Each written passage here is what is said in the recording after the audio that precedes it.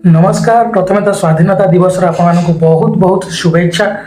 तेरे बहुत गुरुत्वपूर्ण खबर रही जहाँकि यही वीडियो माध्यम आपको शेयर करने को जाऊँ। तो देखो स्वाधीनता दिवस रे मुख्यमंत्री मोहन माझी 10टी बड़ घोषणा। तेरे ओसीएस परीक्षा 6 थर सुजोग सीमा हटिला। 42 वर्ष पर्यंत दे पारे परीक्षा। नवम और दशम श्रेणी को मागणा बही और मध्याह्न भोजन मिल। सेहीपरि नुआ मेडिकल कॉलेज निर्माण करा जिवो।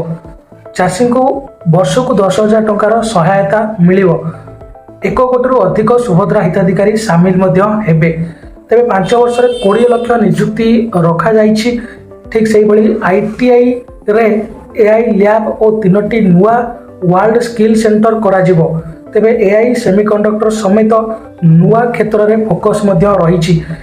नुआ एक्सप्रेस वे रे बदलिब ओडिशार चित्र। 2036 सुधा समृद्ध ओडिशा एवं 2047 सुधा विकसित ओडिशार लक्ष्य रखा जाइछि। तेबे मुख्यमंत्री 10टी बड़ घोषणा जहाँकि मैं आपको संक्षिप्त कहूँ। तो फास्ट रे रहउछि ओसीएस परीक्षा 6 थर सुजोग सीमा हटिला। माने पूर्व जो थिला 6 थर केवल आपण माने एग्जाम दे परिबे ताठरो अधिक आपनको चांस मिलु नथिला। से जो चांस को हटाई दिया जाइछि। एबे 6 थर अधिक थर मध्ये आपण एग्जाम दे परिबे ओसीएस। ठीक सेही पड़ी 42 वर्ष पर्यंत मध्ये आपण माने परीक्षा दे परिबे। तापरे सेकेंड रे रहउछि नवम और दशम श्रेणी को मागणा बही एवं मध्याह्न भोजन पिला मानकु दिया जिवो। नवम तापरे थर्ड रे रहउछि नुआ मेडिकल कॉलेज निर्माण करा जिवो।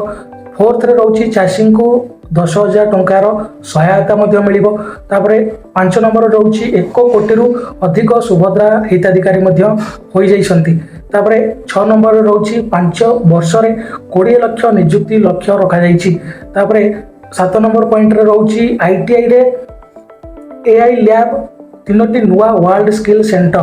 तापरे 8 नंबर पॉइंट रे रहउछि एआई सेमीकंडक्टर समेत नुआ क्षेत्र में फोकस। तापरे 9 नंबर रे रहउछि नुआ एक्सप्रेस वे रे बदलिब ओडिशार चित्र। तापरे 10 नंबर पॉइंट रे रहउछि 2036 सुधा समृद्ध ओडिशा एवं 2047 सुधा विकसित ओडिशार लक्ष्य रखा जाइछि। वीडियो भल लागिथिले वीडियो को गोटे लाइक करिवे एवं चैनल को सब्सक्राइब करिवे।